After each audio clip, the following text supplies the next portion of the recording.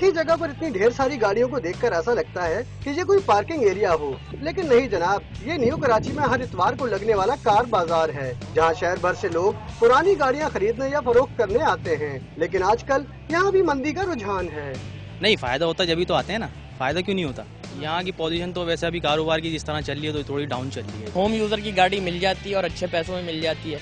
बाकी ये होता है कि आपको अगर पहचान है तो आप इधर से अच्छी गाड़ी ले लेंगे, वरना अगर आपको पहचान नहीं है तो फिर आपके लिए थोड़ी ट्रबल है। गाड़ी खरीदने के लिए आने वाले कहते हैं कि शोरूम पर गाड़ियाँ महंगी मिलती हैं, शायद यहाँ सस्ती कार मिल जाए।